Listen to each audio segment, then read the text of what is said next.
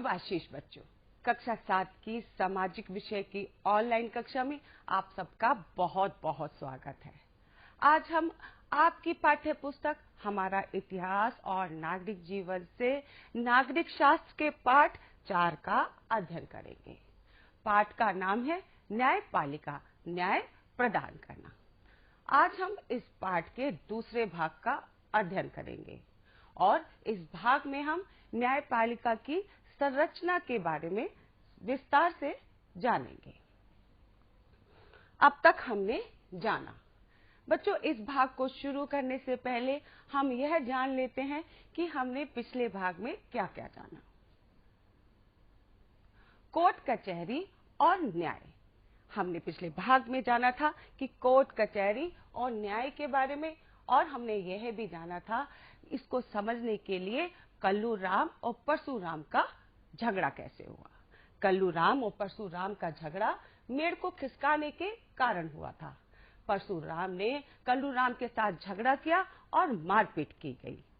मारपीट जब कर दी तो कल्लूराम ने परशुराम के खिलाफ एफआईआर दर्ज कराई। मौके की पहली रिपोर्ट को एफआईआर कहते हैं। एफआईआर होने के बाद जुर्म की छानबीन हुई। दरोगा कल्लू के गांव पहुंचा और वहां पर उसने जांच की, यानी कि जुर्म की छानबीन करनी शुरू कर दी। जुर्म की छानबीन करने के बाद उसने परशुराम को गिरफ्तार कर लिया। जब परशुराम को उसने गिरफ्तार कर लिया तो परशुराम ने जमानत कराई। उसके पास जमीन जायदाद थी तो अपनी जमीन का बॉन्ड भरकर उसने कोर्ट से जमानत कराई। उसके बाद कोर्ट में मुकदमा चला, पेशी दर पेशी होती रही और बाद में फैसला आया। हमने दीवानी और फौजदारी के मामलों को भी समझा था, क्योंकि परशुराम ने कल्लूराम को पीटा था और उस पर फौजदारी का मुकदमा चला था, जिसके कारण परशुराम को जेल ही जाना पड़ा। यानी कि फौजदारी के मामले में जेल की सजा ही होती है। आज हम जानेंगे न्यायपालिका की संरचना कैसे होती है। सर्वोच्च न्यायालय तथा उसके अधिकार को समझेंगे। न्यायाधीशों की योग्यताएं क्या होती हैं उसके बारे में जानेंगे। उच्च न्यायालय तथा उसके कार्य को जानेंगे। जिला न्यायालय तथा प्रकार को समझेंगे। जनहित याचिका के बारे में विस्तार से अध्ययन करेंगे। न्यायपालिका की संरचना।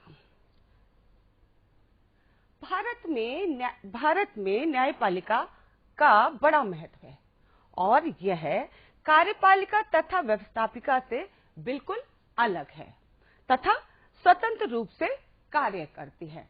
भारत में नीचे से लेकर ऊपर तक सभी न्यायालय एक ही व्यवस्था में संगठित हैं।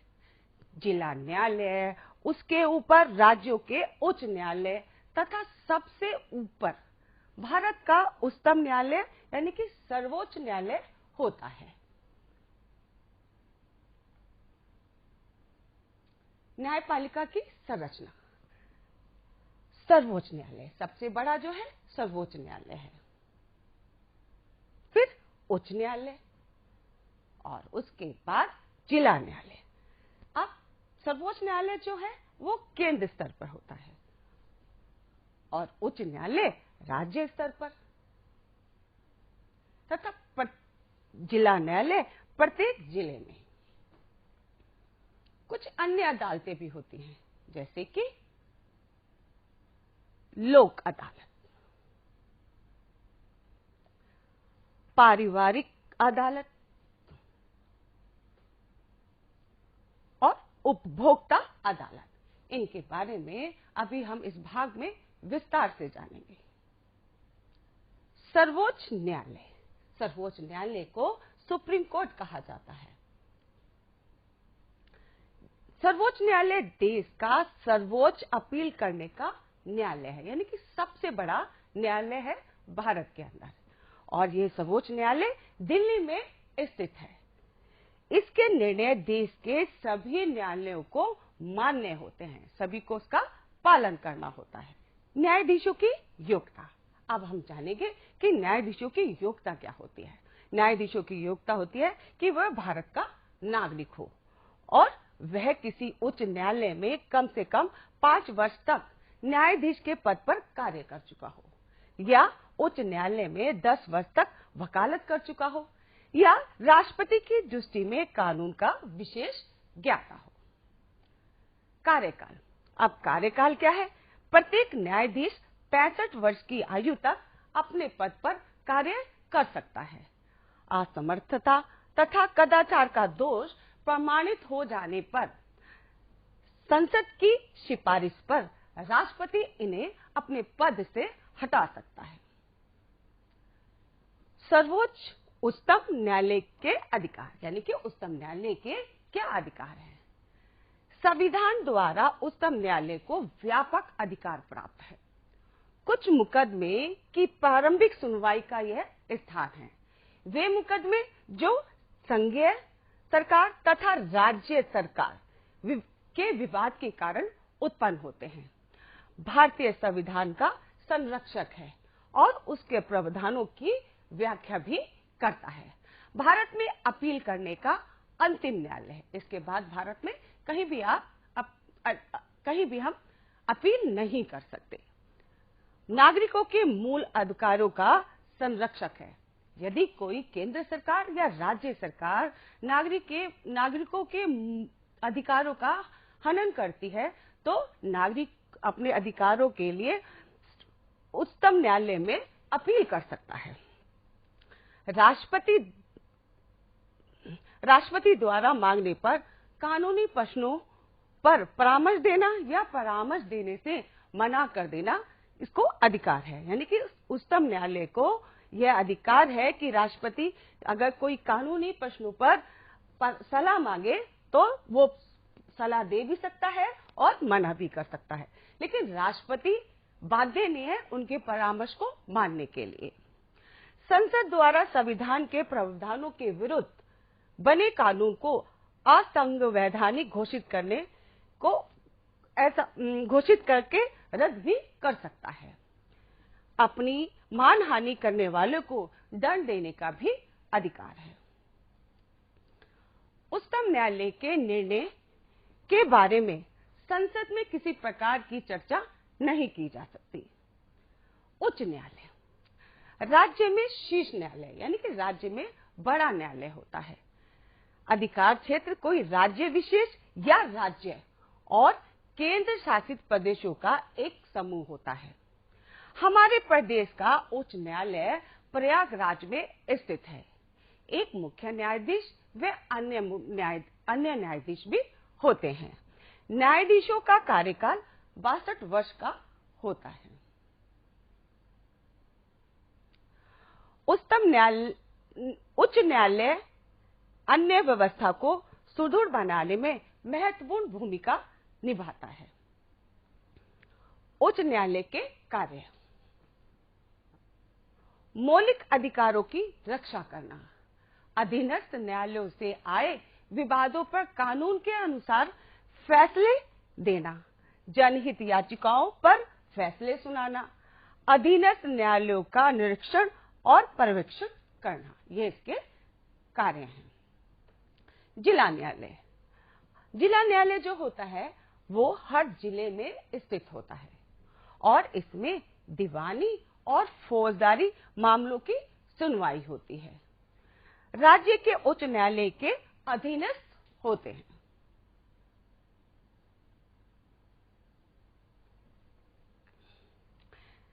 जिला न्यायाधीश की नियुक्ति उस राज्य के राज्यपाल महोदय द्वारा की जाती है। लोक अदालत। अब बच्चों, हमारे देश में दिन प्रतिदिन मुकदमों की संख्या जो है बढ़ती जा रही है, जिसके कारण नियमित न्यायालयों में कार्यभार बढ़ रहा है और कार्यभार बढ़ने के कारण मुकदमों में देरी होती है, यानी कि उसके फैसले में देरी होती है। और चूंकि जब देरी होती है तो पेशी पर तो जाना होता है, तो उसमें खर्च भी बहुत होता है। इन सब व्यवस्थाओं को ठीक करने के लिए हर क्षेत्र और हर जिले में लोक अदालत की व्यवस्था की जाती है और ये लोक अदालतें क्या करती हैं?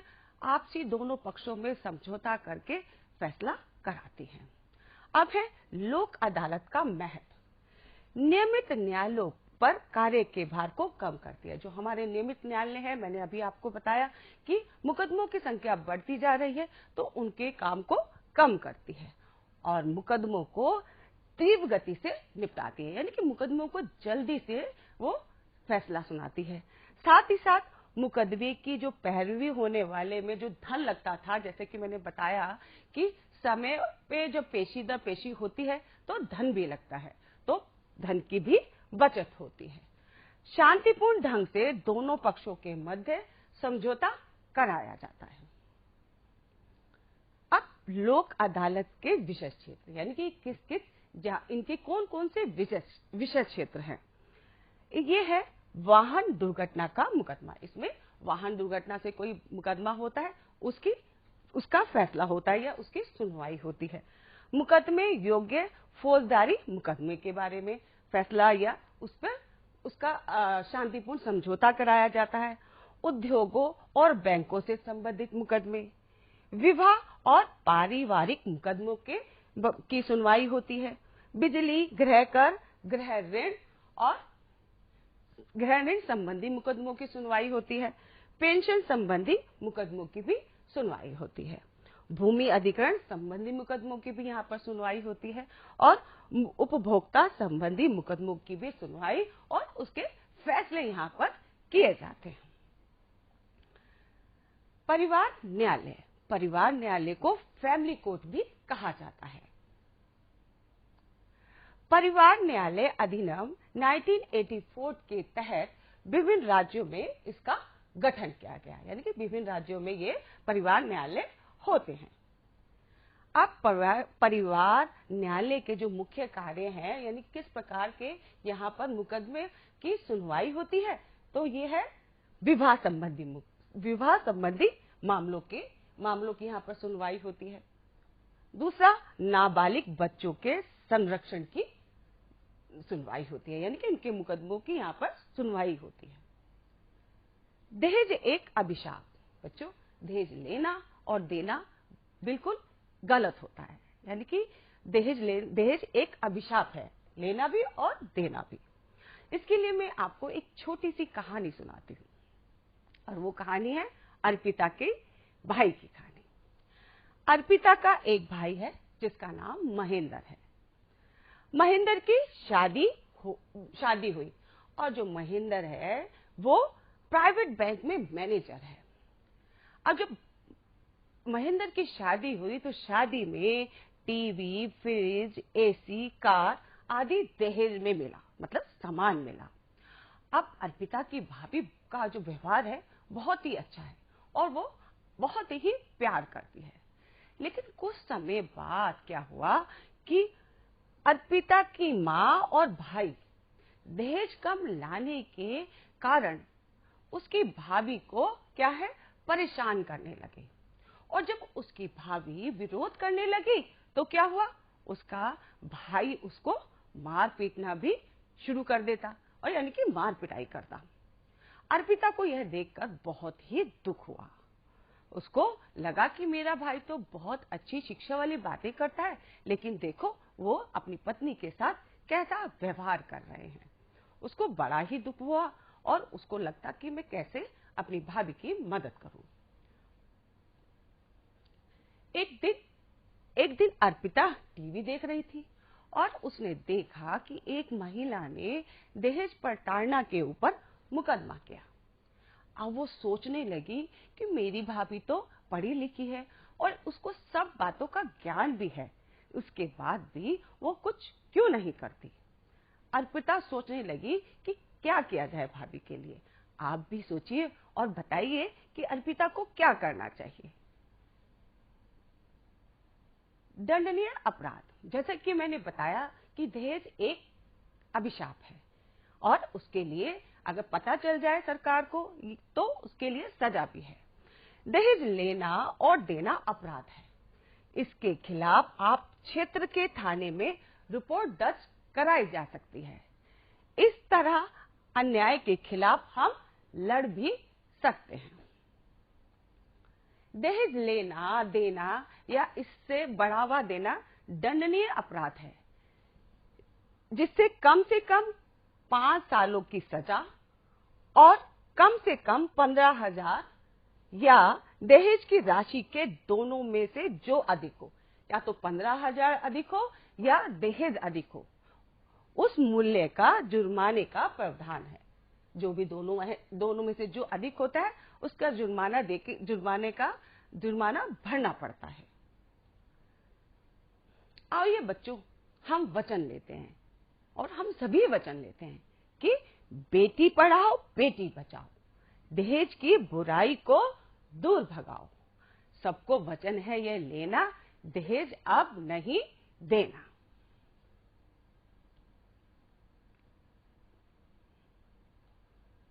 उपभोक्ता अदालत, कंज्यूमर कोर्ट। अब उपभोक्ता अदालत वो होती है जैसे कि हम कहीं पर बाजार में सामान लेने जाते हैं, तो जो वो व्यक्ति जो है वो क्या करता है, या तो उस सामान की हेरी फेरी यानी कि उसमें मिलावट कर देता है, या उस सामान का जो है दुगना तिगना पैसा लेता है। तो उसके लिए हम उपभोक्ता अदालत में अपील कर सकते हैं, जिसको कंज्यूमर कोर्ट भी कहा जाता है। किसी वस्तु की गुणवत्ता में कमी होने या उसके दाम में हेरफेर होने पर उपभोक्ता मतलब ग्राहक के अधिकारों का जहां हनन होता है, मतलब अगर कोई पैसे ज्यादा लेता है या चीज में मिलावट करता है तो ग्राहक के अधिकारों का हनन होता है।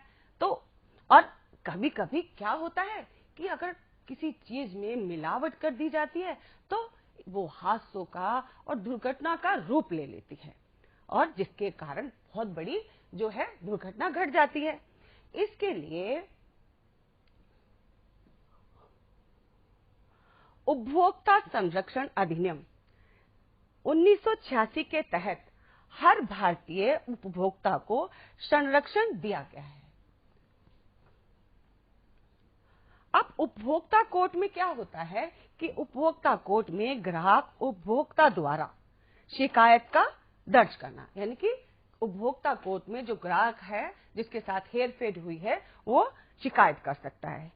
हुई परेशानी के लिए दुकानदार या कंपनी पर मुआवजे का दावा करना, यानी कि कोई परेशानी हुई है या हादसा हुआ है तो वो मुआवजे का दावा कर सकता है। कोर्ट द्वारा लगाए गए जुर्माने का भुगतान दुकानदार को देना पड़ता है, यानी कि कोई भी मिलावट करता है दुकानदार या कंपनी तो उसका जुर्माना जो कोर्ट बताती है कि इतना जुर्माना भरना है वो उसको देना पड़ता है। जनहित PIL, इसे इंग्लिश में कहते हैं पब्लिक इंटरेस्ट लिटिगेशन। अब बच्चों, हमने पिछले भाग में यह देखा था कि परशुराम के पास जमीन थी, जिसके कारण उसने कोर्ट में जो है सुनवाई के लिए वकील रखा था और वो समय समय पर वकील को फीस भी दे रहा था। लेकिन कुछ ऐसे लोग होते हैं जिनके पास पैसे नहीं होते, और पैसे नहीं होने के कारण वो मुकदमा नहीं लड़ते, यानी कि उनके खिलाफ जो उनके साथ अत्याचार कर रहा है उसके खिलाफ वो मुकदमा नहीं लड़ते, तो वो न्याय पाने के लिए कोर्ट भी नहीं जाते। तो ऐसी हालात में जनहित याचिका का प्रावधान है। न्याय पाने की प्रक्रिया में काफी पैसा लगता है, जैसे कि हमने जाना था कि परशुराम जब मुकदमा लड़ रहा था तो हर बार वो वकील को फीस देता था, आने जाने का खर्च अलग होता था, और कागजी कार्रवाई की जरूरत पड़ती है, उसमें बहुत समय भी लगता है। बहुत से लोग इस वजह से न्याय के लिए आवाज भी नहीं उठाते हैं। 1980 के दशक में सर्वोच्च न्यायालय ने जनहित याचिका PIL की व्यवस्था लागू की। अब किसी व्यक्तियों के समूह के अधिकारों का हनन होने पर कोई अन्य व्यक्ति या संस्था उसके हित के लिए उच्च न्यायालय में या सीधे सर्वोच्च न्यायालय में मुकदमा को दर्ज कर सकता है।